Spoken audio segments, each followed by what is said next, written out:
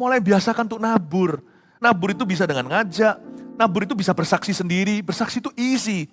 Bersaksi itu kan cuma cerita, Injil itu kan cuma cerita apa sih? Yesus lahir, Yesus mati, Yesus bangkit. Omong aja apa adanya. Sisanya selebih dari itu, yang beda adalah kesaksian hidup kita. Tiap hari Tuhan pasti kasih kita cerita untuk kita sharekan sama orang lain. Bahasanya itu gak usah tinggi. Bahasa tinggi itu biar di mimbar aja. Di sana di bawah, waktu kita sehari-hari ngomong apa adanya aja.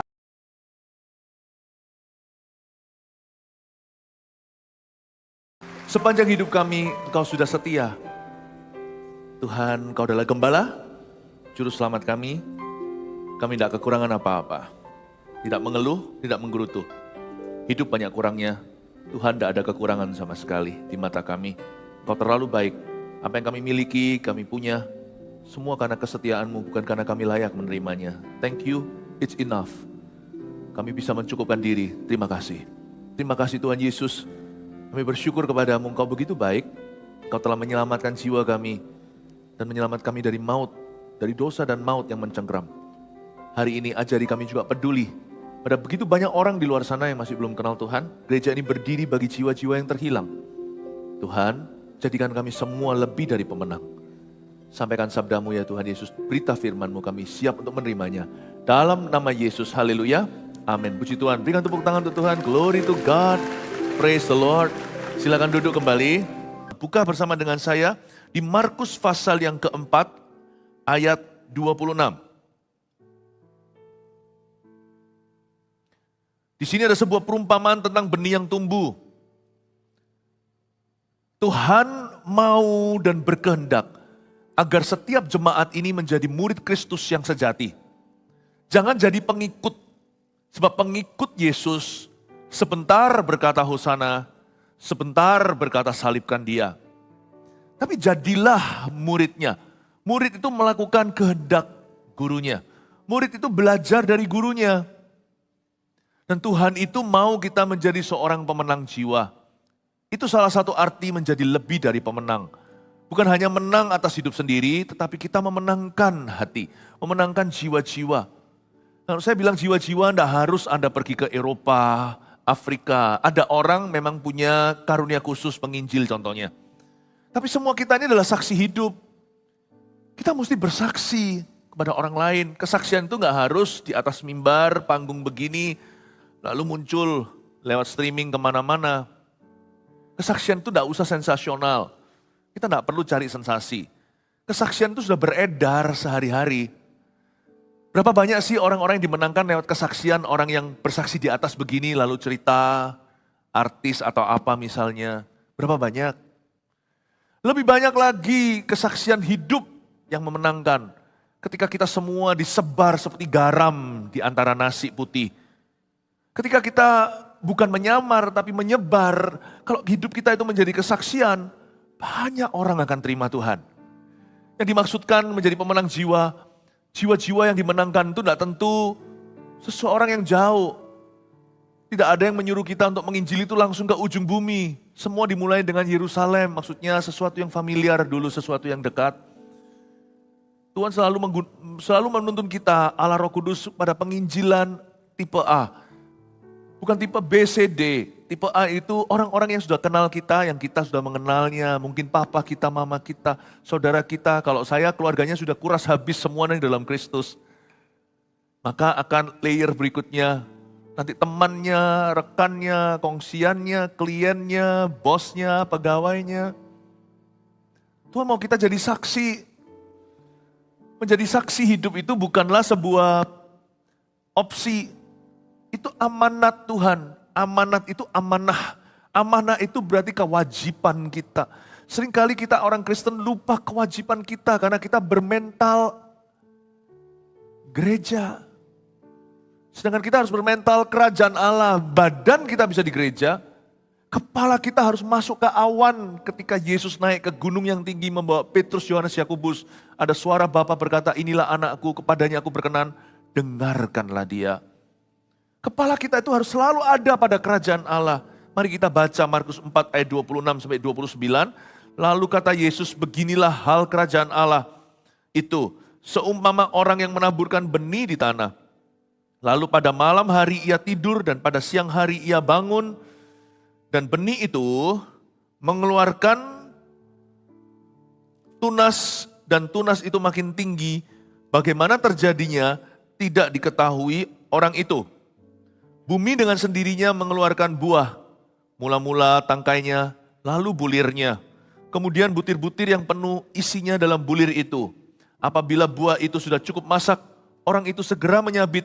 Sebab musim menuai sudah tiba. Menjadi seorang pemenang jiwa. Ayat pertama, ayat 26, ayat ke-1 yang kita baca tadi. Lalu kata Yesus, ini ide Yesus bukan kita. Beginilah hal kerajaan Allah itu. Seperti yang saya katakan tadi, kita tidak boleh bermental gereja nih. Kita harus bergereja, tertanam di dalam gereja, bertumbuh di dalam gereja dan berbuah. Tapi mental kita harus kerajaan Allah. You know there are two kingdoms in this life. Dalam kerajaan ini ada dua kerajaan, satu kerajaan Tuhan, satu kerajaan setan. Gak ada orang boleh non-blok atau netral. Kita berada setiap hari dalam peperangan rohani. Dan peperangan rohani tersebut selalu memperebutkan jiwa-jiwa untuk Tuhan atau untuk setan. Kita setiap hari berada dalam peperangan rohani. Jangan kita merasa gimana, kita harus bersyukur. Tidak boleh menjadi kacang yang lupa kulitnya, bahwa kita ada hari ini dalam kerajaan Tuhan akibat ada seseorang yang memperjuangkan kita dahulunya. Saya aja ada di sini hari ini kalau bukan karena perjuangan 2-3 orang dalam kehidupan saya. Memperjuangkan keselamatan saya hari ini mungkin sudah tidak ada di hidup ini bahkan. Mungkin sudah berhasil bunuh diri yang tahu cerita saya. Mungkin hari ini saya sudah meringkuk di eternal damnation atau di penghakiman kekal. Mungkin sekarang saya sudah berada di neraka. Tapi karena ada seseorang memperjuangkan saya, sebenarnya bukan hanya satu sih, Tuhan utus beberapa orang. Nah berarti masih ada orang di luar sana belum diperjuangkan. Kemarin waktu saya di AOG, anak-anak muda saya jelaskan. Tuhan itu memberi perumpamaan domba yang hilang, dirham yang hilang itu bukan domba, bukan soal harta. Bagi Tuhan harta terbesar adalah jiwa-jiwa itu. Yesus sudah mati loh. Dia gak akan mati lagi. Tapi kenapa masih banyak orang belum mengenal Tuhan? Di mana kuncinya? Di Yesus. Yesus berkata sudah selesai, sekarang giliran kita di dalam Yesus. Kunci kerajaan sorga di tangan gereja. Bukan hanya gereja secara umumnya begini. Gereja itu juga bicara tentang kita secara individu. We are the living church. We are the living church. Kenapa sih saya mau membawa kita, kenapa saya tergerak untuk bicara tentang penginjilan? Karena saya tahu keselamatan besar atas dunia ini tidak diletakkan di tangan pendeta. Bukan di tangan pengkhotbah. Tetapi di tangan jemaat. Dunia di sekeliling kita ini akan dimenangkan akibat kita bersaksi, bukan karena seseorang berkhotbah. Percayalah, kuncinya ada di tangan Anda. Kalau saya bicara jiwa-jiwa, gak ada nama. Tapi di dalam hidupmu ada namanya. Jiwa-jiwa itu maksudnya papa. Jiwa-jiwa itu maksudnya mama. Bagi kehidupan beberapa orang ini kokonya, adiknya, beberapa lagi itu anaknya, ponakannya, bosnya, pegawainya, temannya, reunian, teman lama, teman baru. Tapi Pastor Philip, aku bukan seorang penginjil. No, memang bukan seorang penginjil. Apa sih penginjil itu? Ini kata yang banyak di-abuse atau disalahgunakan. Kalau pendeta mengatakan dirinya penginjil itu berarti dia tidak pegang jemaat. Dia bukan gembala gereja lokal. Lalu dia keliling-keliling. Itu bukan penginjil, itu itinerary preacher. Itu pengkhotbah keliling. Ya. Penginjil itu, kata itu berat sebenarnya. Penginjil itu jawatan. Salah satu dari 5 rasul, nabi, penginjil, guru, gembala. Jadi penginjil bukanlah pendeta yang tidak menggembalakan gereja lokal. Bukan. Bisa jadi pengkhotbah keliling itu penginjil, tergantung karunianya. Tergantung karunianya. Jadi jangan pernah berkata, aku penginjil. Penginjil itu adalah seorang yang punya karunia khusus. Kita bersaksi one on one, dia sekali tebar puluhan ribu orang. Atau bahkan ada yang jutaan. Wah, yang kayak gitu kita nggak bisa sangkali lah. Dia mau bilang dia adalah orang biasa, enggak lah. Kita tahu dia bukan orang biasa. Dia memang punya karunia yang luar biasa. Tapi kita ini nggak usah jadi penginjil. Bahkan di dalam organisasi-organisasi evangelistik penginjilan. Fenomenal hasilnya, misalnya dalam waktu berapa malam, berapa juta orang bertobat. Itu hanya 5% yang tetap imannya di dalam gereja. Coba bayangkan. Gereja kita mengalami terobosan luar biasa.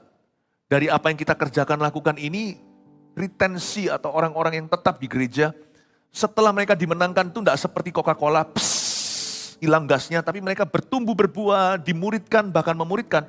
Persentasi kita cukup tinggi. Sampai 2-30 bahkan lebih persennya. Itu karena kita adalah gereja, bukan organisasi, para church atau ministry. Tapi kalau kita mau sampai setinggi 80-91%, itu harus di ketaatan jemaat. Itu yang tetap. Kokonya, emasnya, terima Tuhan dulu, lihat adiknya satu-satu ikut-ikut, semuanya akhirnya pelayanan. Itu gak bisa goyang. Makanya di ibadah sebelum ini saya jelaskan, Tuhan ingin rindu ketaatan kita itu sampai ke level jemaat. Tuhan itu punya lakon. Lakon di dalam cerita Tuhan, dalam sejarah. Itu bukanlah pendeta. Pengkhotbah kami pendeta ini harus jadi tumbal yang benar. Kita harus menyuarakan. Harus mengajarkan kebenaran. Mengarahkan mata ke Kristus dan memperdengarkan firman Tuhan yang murni. Tetapi lakon sesungguhnya pemain utama itu jemaat. Saya ngomong begini ini karena saya yakin Roh Kudus suruh saya ngomong begitu. Hasil doa ini saya merasa disuruh, dituntun untuk hari ini dedikasi melengkapi jemaat dari pewahyuan ini. You know you hold a key. And that key dan kunci itu kalau engkau tidak memakainya, pendeta manapun tidak bisa buka, ada beberapa orang kan binasa. Karena Anda tidak memakai kuncinya. Wah, Pastor Philip ini rasanya kayak pressure atau tekanan. Bukan, ini bukan tekanan batin. Ini tantangan iman. Menurut saya ini tekanan indah, ini stres yang baik. Ini membuat kita doa. Membuat kita berkeringat basah sebelum melangkah. Tetapi gara-gara itu iman kita akan berkembang. Ini exercise dari Tuhan. Saya dilarang sama Roh Kudus untuk menggembalakan jemaat yang pasif atau suam-suam kuku. Saya nggak boleh. Jemaat ini ladang Allah dan bangunan Tuhan. Saya harus membangun dengan blueprintnya Roh Kudus. Dan Roh Kudus mau hari ini menuntun gereja kita itu ke penginjilan. Bukan KKR ya, bukan jadi penginjil, tapi bersaksi. Tuhan mau setiap jemaat gereja Mawar Sinar itu menjadi saksi-saksi hidup, lalu saksi-saksi sengaja. Sebab ada orang tertentu gak mungkin dimenangkan mau sama pendeta siapa saja. Misalnya papa. Biasanya anak sama cucunya nanti yang akan membuat dia kena. Bisa dibantu, disuplemen oleh seorang pengkhotbah. Supaya karena Anda sendiri gak berkhotbah ya kan. Tetapi untuk membuka hati itu perlu approach pribadi. Mau ngajak kayak mau apa. Makanya itu sekarang ini kata Yesus ayat 26. Beginilah hal kerajaan Allah itu. Pahami terjadi peperangan rohani. Peperangan rohani terhadap jiwa-jiwa berharga yang Tuhan taruh di sekeliling Anda. Every day they pass me by. I can see it in their eyes. People need the Lord. Tiap hari mereka berlalu lalang di depanku. Ku dapat melihat di mata mereka. Manusia perlu Allah. Bukan perlu agama. Mereka perlu Yesus Kristus. Lalu kata Yesus, beginilah hal kerajaan Allah itu. Seumpama orang yang menaburkan benih di tanah. Kalau kita nggak bisa menuai, minimal kita bisa menabur. Setiap kita pasti bisa menabur. Karena itu, mari kita sengaja untuk menabur. Hidup kita ini hanya berlalu di dunia. Hidup kita disamakan dengan rumput yang sebentar lagi akan kering. Atau bunga yang akan layu. Cari uang, uang datang dan pergi. Punya uang, toh dipakai uangnya. Namanya spending. Nanti cari lagi, setelah spending, finding. Menikah, punya keluarga, puji Tuhan. Jodoh adalah dari Tuhan datangnya. Papa mama bisa kita kasih kita rumah, kata Amsal. Tapi istri yang baik, dikenan Tuhan, datangnya dari atas. Dari pengaturan Allah. Tapi, itu pun sementara hingga kematian memisahkan kita. Lalu apa? Sukses karir dan sebagainya kau tidak bawa nanti di kuburan. Percayalah, mau ada kepercayaan, mau pakai dibakar rumah lah apalah, itu adalah untuk menghibur orang yang hidup. Orang mati gak ngerasakan benefitnya. Yang mati tidak bawa apa-apa. Suksesmu semua tinggal di dunia. Then what can you bring to God? Apa yang kita bisa bawa ke Tuhan kalau gitu? Apa? Menurut saya, satu-satunya dampak yang kekal yang kita bisa bawa adalah perubahan jiwa karena kita. Makanya itu kita Gereja Mawar Sharon terus rintis gereja. Capek loh. Kalau itu hanya demi ambisi manusia, saya nggak mau. Saya nggak mau. Wah. Sehingga hidupku pun hangus misalnya. Sekarang saya umur sekian. Saya hitung-hitung 300 gereja, 1000 gereja. Paling-paling nanti setelanjutnya harus anak-anak kita, anak cucu kita yang melanjutkan. Sampai ke 1000 itu. Bisa-bisa kita nggak keburu. Kalau saya pikir-pikir lagi 1000 gereja, kapan gua pensiunnya? Kalau mau cari kesenangan atau kenikmatan sendiri, nggak mau jiwa-jiwa. Tapi egois kalau saya mikir untuk diri sendiri, Yesus sudah mati. Yesus sudah mati, hidup kita itu sementara. So what kalau hangus untuk kerajaan sorga? Hidup kita yang berikutnya di dalam kekekalan itu jauh lebih lama. Sehingga ini hanyalah terasa seperti seiota atau setetes saja. Hidup kita di dunia ini tiada artinya. Hidupmu itu cuma satu koin aja, dipakai untuk apa ya apa. Mau pakai beli pensil atau mau beli pentol. Mau dipakai untuk apa ya sudah, habis gak bisa kembali. Saya rasa mendingan sambil saya jalan, hidup ini bukan berarti kita semua harus jadi pendeta supaya hidup kita itu bermakna. Enggak, jadi saksi, jadi pendeta bukan garansi. Pendeta gak benar juga ada di dunia ini. Jadi bukan profesi, tapi komitmen hati. Menaburlah Bapak Ibu, kata Yesus, hal kerajaan sorga, beginilah hal kerajaan sorga, itu seumpama orang yang menaburkan benih di tanah. Tabur, tabur. Tabur ini bukan investasi, tabur ini benih sorgawi. Ini bicara tabur firman, ini bicara kesaksian, ini bicara tentang menjadi berkat.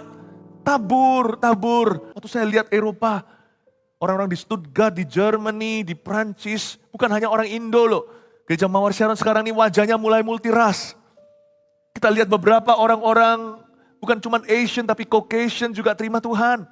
Menjadi anak visi hari ini, nanti di Taiwan, di mana. Tahu nggak kita sekarang punya jemaat sudah ada orang India, udah ada orang Kamboja, udah ada orang Thailand. Saya ngomong begini supaya jadi window of the world for you. Supaya menjadi jendelamu. Gak harus kita ke Eropa, Afrika. Karena itu Alkitab mengatakan di mana kita menabur, baca lagi ayat 26, lalu kata Yesus beginilah hal kerajaan Allah itu. Seumpama orang yang menaburkan benih di tanah, katakan di tanah. Kalau bahasa Indonesia di tanah gak usah dijelaskan. Bahasa Yunaninya, karena perjanjian baru itu pakai Greek. Perjanjian lama pakai Hebrew atau Ibrani. Bahasa Yunaninya di tanah ini unik sekali. Ini konfirmasi bagi misi Gereja Mawar Sharon dan kehidupan jemaat. Kalau kita mau menabur benih, ini bukan benih sembarang benih. Ini bukan benih apel, bukan benih buah-buahan dunia. Ini bukan benih investasi, bukan. Ini benih dari sorga. Ini bicara tentang firman Allah. Injil saudara, this is the gospel. Orang yang menaburkan benih di tanah. Kata di tanah di sini artinya soil bahasa Inggrisnya.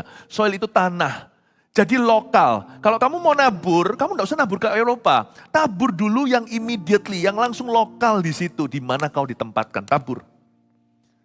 Makanya Tuhan itu tertib, nggak langsung ke ujung dunia, tapi mulai dari Yerusalem dan Yudea.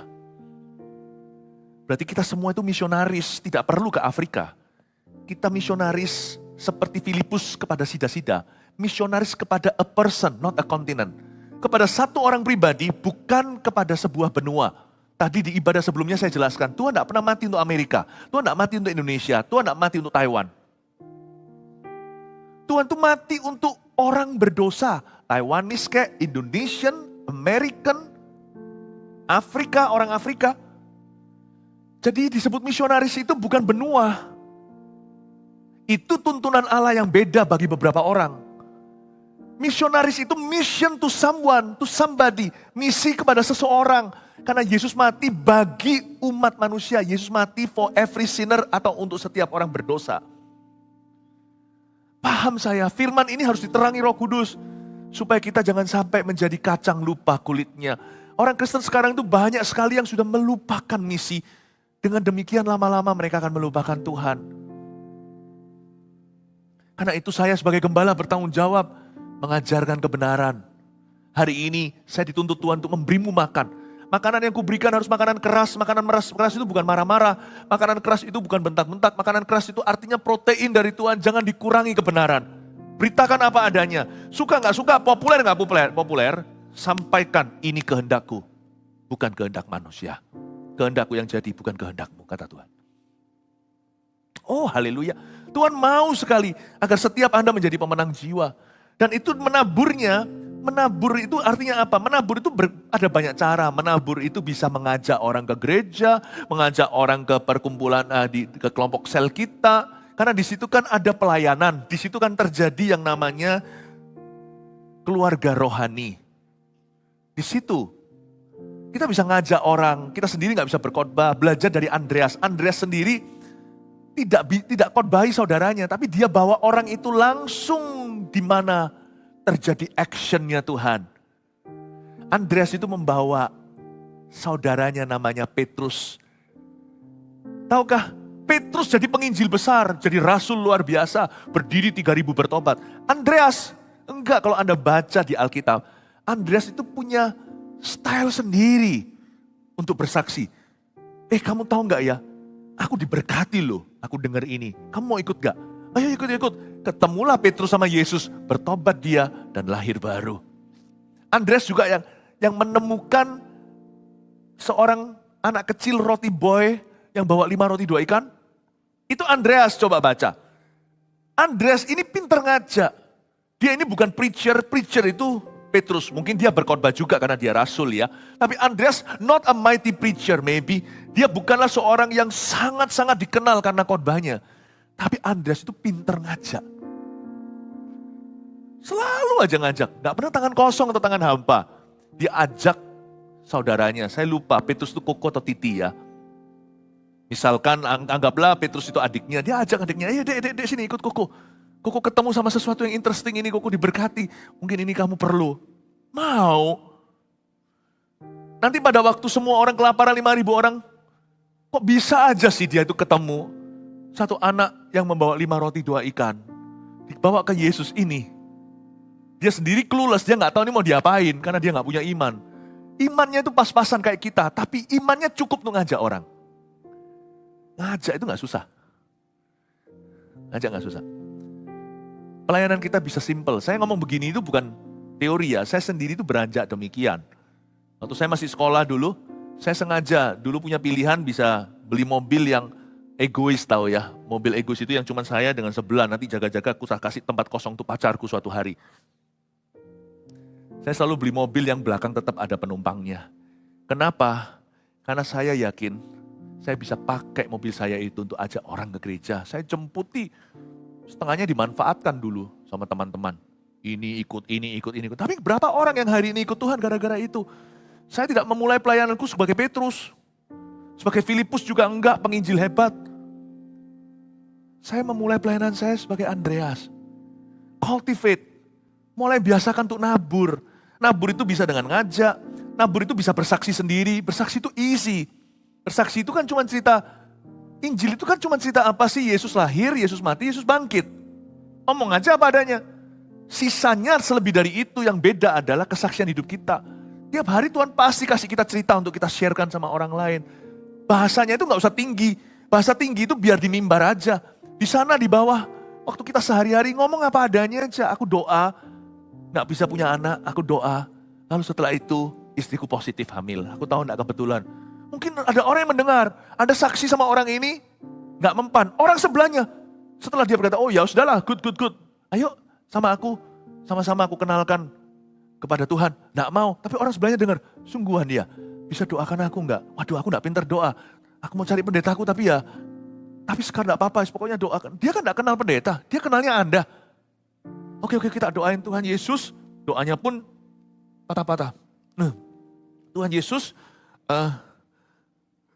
kasih dia anak. Tuhan Yesus buat positif.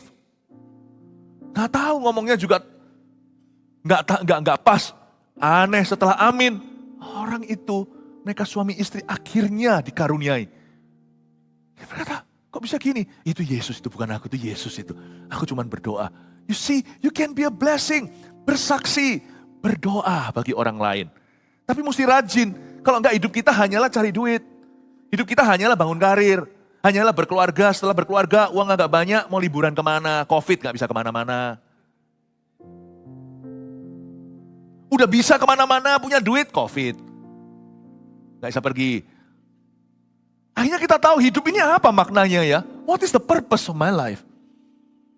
Kenapa aku diselamatkan ya? Ya Tuhan, aku ngerti. Kalau aku diselamatkan waktu aku umur 70, sudah manula nih. Aku gak boleh buang waktuku tinggal sedikit. Kalau saya disuruh invest pada orang yang umur 70 atau 17 ya, 17 lebih lama ya kan. 70 gak boleh buang waktu. Harus ngebut imannya. Makanya sekarang di GMS Senior sini kita betul-betul yel-yelkan. Umur 55 ke atas, ayo welcome jadi pemimpin di tempat ini. Ayo belajar lagi. Kita bikinkan MSJ yang sistem paling slow untuk bisa supaya nggak semua orang merasa nggak bisa ngikuti. Pokoknya kita akan jemput bola. Tapi yang umur 17 bertobat. Pikirkan coba, kenapa Anda tidak dijamah Tuhan umur 70 tapi 17? Berarti Tuhan membeli waktumu.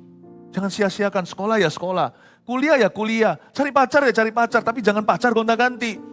Hidupmu itu lebih bermakna dari itu. Hidupmu bukan untuk broken heart, hidupmu untuk winning hearts. Untuk menangkan hati bagi Kristus. Kadang-kadang kita lupa, waktu hidup ini jangan cuma lalu tambah hari tambah tua, naburlah sambil hidup sambil ke arah kuburan nih kita atau ke arah kedatangan Tuhan. Menaburlah, menabur itu mengajak, bersaksi, berdoa, dan terutama menjawab kebutuhan. Lalu menaburkan benih itu di tanah. Kata tanah di sana soil. Tanah lokal. Tapi juga kata yang sama dalam bahasa Yunani dipakai untuk regional, tahu nggak? Saya baru menemukannya. Kata engkau akan menaburkan benih di tanah. You will sow your seeds on your soil. In your soil, kamu akan menaburkan benih di tanahmu dan extension selebih dari itu di regionalmu. Jadi ternyata benih yang kita tabur itu bisa menyebar. Dari situ keluar kata regional.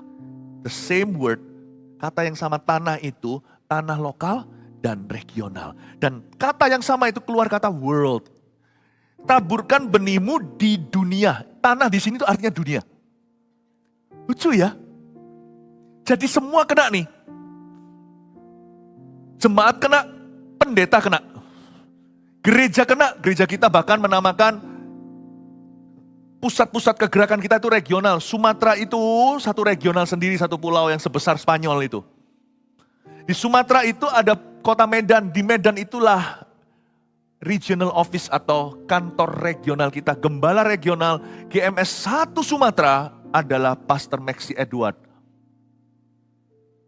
Ya, kita sekarang ada total 8 sama internasional tadi kita 10-11 regional.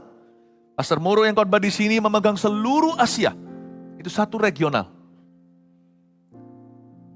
Dari kata yang sama kau taburkan. Jadi apa yang kita lakukan sebagai gereja ini sudah persis pada poros kehendak firman. Kita menaburkan di regional-regional.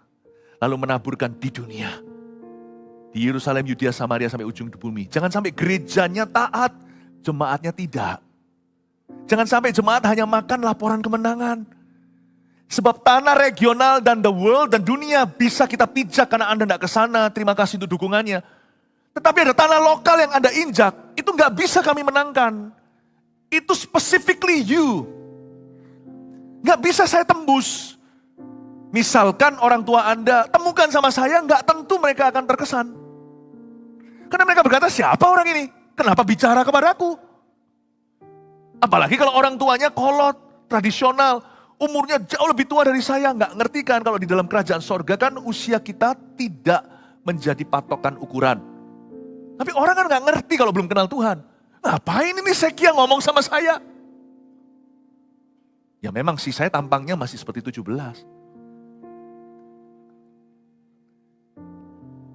Tapi kan paham maksud saya, ada tanah soil yang locally gak bisa pendetamu tembus. Dan gak ada orang bisa bayar harga untukmu. Dan jiwa-jiwa itu Tuhan percayakan di tanganmu yang ada kuncinya. Kita mesti kerjasama. Karena kita merhatikan hanya locally terus, kapan dunia? Masa dunia itu harus diinjili hanya oleh orang-orang Eropa dan Amerika? Kita harus kerjasama. Kalau saya punya karunia lebih, saya bisa berbahasa Inggris. Saya punya karunia lebih, saya bisa diterima oleh budaya lain. Saya mesti pergi. Saya nggak bisa paksa Anda pergi. Saya mesti pergi untuk Anda, mewakili Anda. Saya mesti pergi. November nanti saya akan, sekali lagi, saya akan di suatu tempat, di komunitas Korea. Orang-orang Amerika, tapi Korea semuanya orang di Amerika. Saya akan bicara sama mereka. Aneh bin ajaib. Semua orang susah diterima. Korea itu kan kebudayaannya tutup sekali. Saya masuk di situ, terima semua generasi. Orang tuanya, anak. Gak pernah lihat kayak gitu waktu kita itu memuji Tuhan itu. Sampai orang tuanya, mak-mak, kongkongnya, sampai ke cicitnya semua menari-nari. Gereja Korea gak nari-nari. Kaku sekali. Kalau saya diterima lebih, saya tidak memberi lebih, saya salah di depan Tuhan. Gak semua orang bisa. Orang Amerika aja pokoknya gak diterima sama mereka. Indonesia bisa diterima kayak begitu. Saya mesti beri lebih. Karena itu gereja kita kenapa pergi ke mancanegara? Karena kita punya urapan tertentu yang dibutuhkan mereka. Tapi jangan sampai gereja kita itu taat. Jemaatnya nanti tidak mentaati. Dari sisi ladang internasionalnya, ladang nasionalnya, regionalnya semua tercover. Lokalnya bolong nanti. Ternyata banyak orang binasa dari kehidupan sekeliling jemaat. Jangan sampai banyak orang binasa dari keluarga jemaat.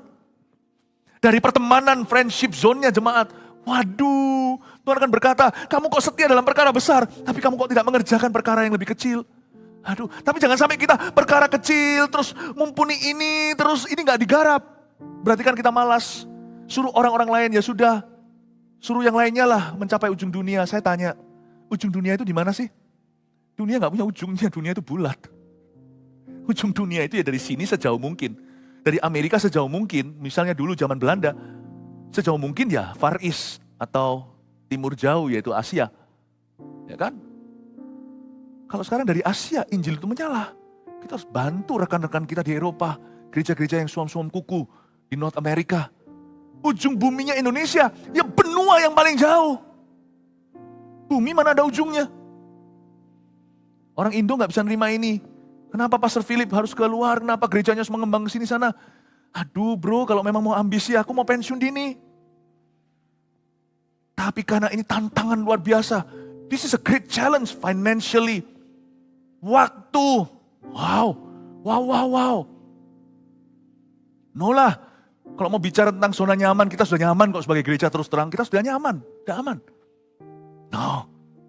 Kita gak main gereja-gerejaan. Kita berbental kerajaan. Amanat agung harus selesaikan. Makanya Bapak Ibu sini yang berkata, aku mau pensiun lalu mau jalan-jalan. Jangan-jangan setelah pensiun stroke. Janganlah. Berguna aja untuk Tuhan. Pekerjaan bisa lebih ringan. Serahkan pada Tuhan. Jangan pelan. Setiap kita mau dipakai, bisnisnya mau dipakai, keluarganya mau dipakai. Anak cucu kita mau dipakai oleh Tuhan. Yang mau dipakai oleh Tuhan, kasih tepuk tangan untuk Tuhan Yesus. Kita harus aktif tabur Injil Kerajaan Allah. Lalu kita lihat ya, ayat 27. Lalu pada malam hari ia tidur dan pada siang hari ia bangun. Mari nabur ini, setelah nabur. Dia tidur malam hari, siangnya dia bangun. Saya suka sekali, berarti orang ini gak worry.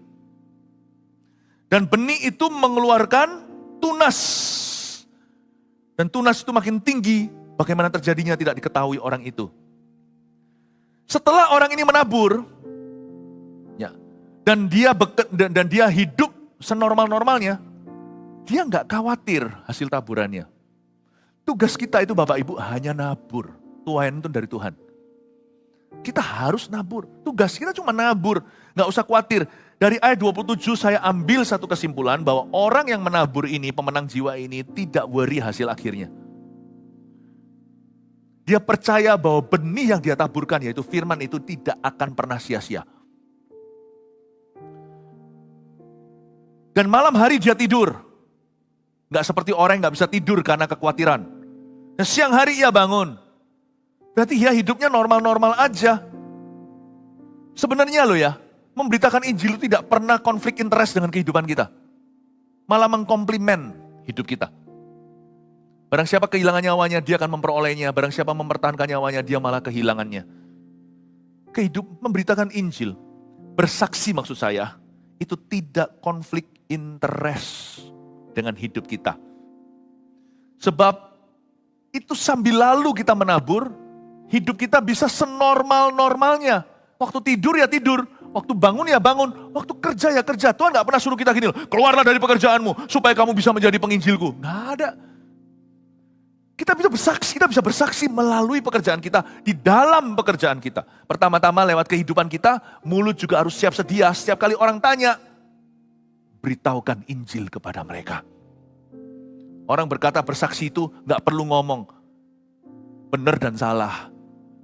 Untuk kita bisa dipercaya, gak boleh asal ngomong atau asal bunyi dulu. Harus tunjukkan kehidupannya, bukan sempurna, tapi orang bisa melihat Anda beda. Tapi setelah orang itu sudah tahu Anda beda, mereka akan mereka-reka, kira-kira rahasianya apa? Gak mungkin orang lihat Tuhan, orang pasti memberi Anda kreditnya. Orang pasti akan memuliakan Anda, bukan Tuhannya. Disitulah Anda perlu bantah. Kalau orang tanya, kenapa kamu bisa gini? Kok bisa begitu ya? Oh, begini ceritanya. Dan Anda cerita. Sebab bagaimana mereka bisa percaya kalau tidak ada yang memberitahu? Gimana mereka bisa percaya kalau mereka tidak mendengar? Iman timbul dari pendengaran. Bagaimana mereka bisa mendengar kalau nggak ada yang beritahu? Gimana ada orang yang beritahu kalau orang itu nggak pergi dulu? Gimana ada yang mau pergi kalau nggak diutus? Bersaksi itu nggak hanya kehidupan, tapi juga mulut kita. Kita harus berani berkata, Tuhan Yesus yang lakukan ini. Dan Tuhan Yesus mengasihimu. Jadi kita bisa hidup normal kok. Saya bisa bayangkan orang yang nabur itu malam harinya dia berdoa. Lalu esok harinya, siang harinya dia bekerja. Dan benih itu mengeluarkan tunas. Tunas itu makin tinggi. Bagaimana terjadinya tidak diketahui orang itu. Inilah misteri. Bagaimana terjadinya tidak diketahui. Kata bagaimana terjadinya tidak diketahui orang itu menunjukkan bagaimana taburan kita, perbuatan baik menjawab kebutuhan, firman yang kita bagikan ketika kita doakan orang, ajak orang ke gereja, ajak orang ke CG. Itu semuanya nanti menghasilkan perkara-perkara yang tidak Anda duga. Allah bekerja selalu misterius caranya. Kita tidak usah khawatir. Kita taburkan saja. Bumi dengan sendirinya mengeluarkan buah. Kata dengan sendirinya situ adalah otomatis atau spontan. Secara spontan, otomatis Roh Kudus akan membuat benihmu berbuah. Mengeluarkan buah mula-mula tangkainya, lalu bulirnya, kemudian butir-butir yang penuh isinya dalam bulir itu. Apabila buah itu sudah cukup masak, kata apabila di sini adalah melihat tanda. Kita mesti harus peka, meskipun kita hanya nabur saja, kita juga harus bisa siap menuai kapan saja. Apabila buah itu sudah cukup masak, orang itu segera menyabit. Kata segera di situ immediately, langsung instan. Gak lebih daripada pop mie kalau kita lagi buka, tuangkan air jangan lebih dari 3 menit. Nanti akan jadi, apa itu namanya? Mie-nya jadi lembek. Jadi bubur. Apabila buah itu sudah cukup masak, you harus tahu. Kita akan dilengkapi Tuhan dengan kepekaan, sebuah intuisi perasaan, I think he's ready. Dia siap. Masa kalah sama ibu-ibu kalau masak nasi tahu, atau masak sesuatu, kita bisa tahu ini sudah siap atau enggak. Buah aja kelihatan kok. Ya orang yang awam seperti saya nggak ngerti milih buah, dibohongin melulu. Tapi ibu-ibu susah untuk ditipu. Ini buahnya udah matang nih, alpukatnya kan bisa tahu, dipegang luarnya aja nggak usah dibuka. Apalagi pecinta duren ya kan. Kalau kita itu nabur, fokus kita di situ. Lama-lama kita akan tahu sendiri meskipun kita nggak tahu pasti. Kapan siap dituai? Dan jikalau buah itu sudah cukup masak, tuai segera. Kebanyakan orang-orang di sekeliling kita itu binasa karena dia busuk di tangkainya, tidak dituai-tuai. Untuk menuai perlu keberanian Bapak Ibu. Perlu keberanian. Saya beranikan diri beberapa kali ngomong sama orang keluarga sendiri, ayo dibaptis. Selama ini selalu rekornya ditolak. Tapi saya percaya rekor pun bisa pecah. Anda akan terkejut loh, betapa mudahnya orang-orang yang kau sangka susah. Dan betapa susahnya orang-orang yang kau sangka mudah. Jangan bersandar pada pengertianmu sendiri. Saya bernubuat di sini.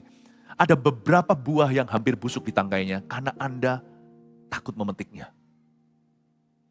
Ada berapa nasi yang jadi bubur di dalam rice cookernya. Ada pop mie yang gak bisa dimakan tuh, instant noodle. Karena ada lembek, udah gak enak, mau dimakan apanya. Kalau memang Anda merasakan sudah waktunya minta sama Tuhan vision for that one soul. Di tahun mimpi penglihatan ini kenapa kita gak minta sama Tuhan, Lord give me a vision. Orang Makedonia mana yang nanti dada-dada dan berkata save my soul. Atau selamatkan aku. Tiap minggu buat satu, minta sama Roh Kudus, Tuhan siapa ya? Siapa yang akan nanti saya ajak ke gereja? Siapa ya yang akan saya ajak ke CG? Siapa ya? Setiap orang, menurut riset, waktu saya masih sekolah Alkitab lagi, ini sudah zaman jadul, setiap orang Kristen itu minimal punya 10 orang yang butuh Injil di sekeliling hidupnya, namun selalu terabaikan. At least 10. At least 10. Ada orang-orang sekelilingnya yang siap dituai. Dan mereka yang barusan jadi orang Kristen itu biasanya lebih tinggi lagi angkanya. Biasanya mereka ada 2-30 bahkan, sampai 2-30 orang-orang sekelilingnya yang bisa dia bawa pada Tuhan. Saya percaya ini adalah tugas kita. Pemenang jiwa 1, 2, 3 catat rangkumannya.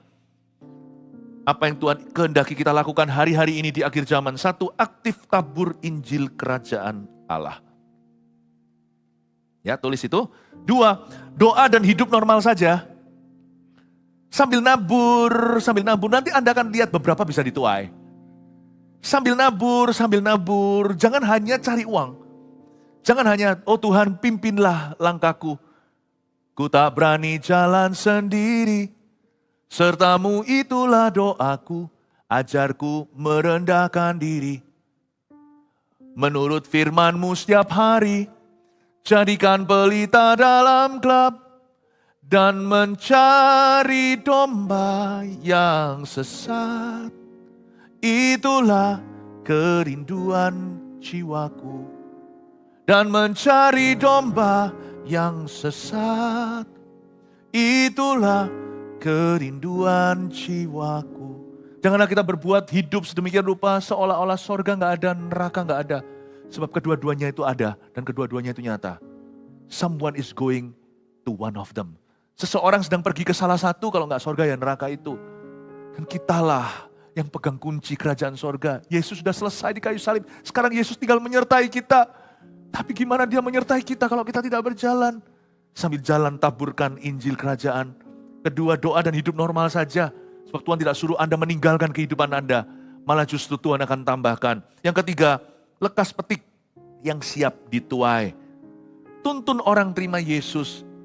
Ajak mereka berdoa.